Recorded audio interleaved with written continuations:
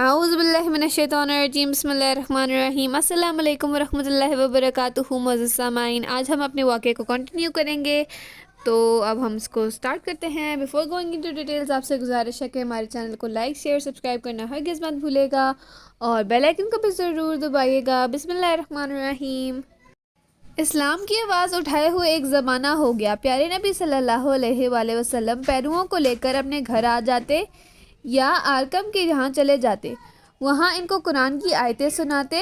جو ناخواندہ ہوتے ان سے کئی بار سنتے کہ خوب یاد ہو جائیں، اور جو پڑھے لکھے ہوتے وہ آیتوں کو لکھ لیتے، پھر خود یاد کرتے، بال بچوں کو یاد کراتے اور دوسرے نو مسلمانوں کو یاد کراتے۔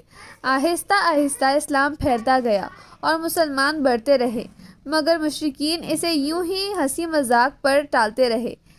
یہ ایک سنجیدہ خطرہ ہے، یہ باور کرنے کو بھی تیار نہ تھے۔ وہ سمجھتے رہے کہ یہ تو دیوانے ہیں، ان سے کون الجھے۔ وہ تو سمجھ رہے تھے کہ یہ لوگ محمد صلی اللہ علیہ وآلہ وسلم کے پیچھے دیوانے ہیں اور اسی کی رو میں آ کر اپنا دین بھی چھوڑ بیٹھے ہیں۔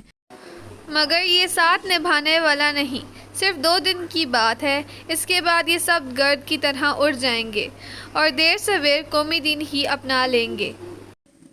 ان ہی دنوں کی بات ہے کہ ایک روز کچھ مشرک کعبہ میں تھے اور مورتیوں کو سجدہ کر رہے تھے کہ اتفاق سے حضور اکرم صلی اللہ علیہ وآلہ وسلم کا گزر ہوا۔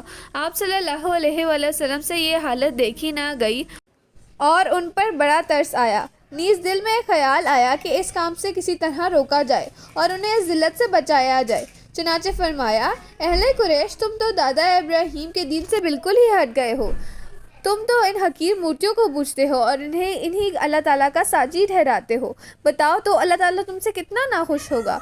مشرکوں پر یہ بات بہت گراں گزری اور وہ کج بحثی پر تل گئے، بولے، کوئی ہم مورتیوں کو تھوڑی پوجتے ہیں، اصل میں تو ہمیں اللہ سے محبت ہے اور اسی کے قریب ہونے کی تمنا ہے، یہ تو بس بیچ میں واسطہ ہے۔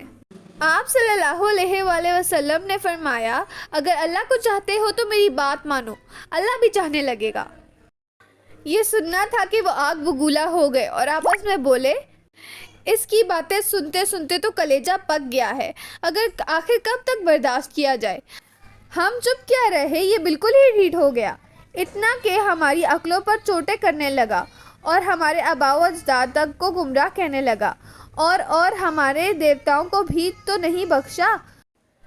اچھا، تو اب تو ہم بالکل نہیں گوارا کریں گے، ایک دم نہیں کریں گے۔ پھر وہ سب اٹھ کر چل دیے، مگر آنکھیں بالکل سرخ تھیں اور سینے کھول رہے تھے۔ اب جہاں دیکھیں آپ صلی اللہ علیہ وآلہ وسلم ہی موضوع گفتگو تھے، کوئی ستانے کے منصوبے بنا رہا تھا تو کوئی ڈرانے اور دھمکانے میں مصروف تھا۔ آج کے لیے بس اتنا ہی، آپ سے ملاقات ہوگی انشاءاللہ اگلی ویڈیو میں۔ اگر آپ کو ویڈیو پسند آئی تو لائک شیئر سبسکرائب کرنا ہرگز مت بھولیے گا اور بیل آئیکن کو بھی ضرور دبائیے گا۔ السلام علیکم ورحمۃ اللہ وبرکاتہ۔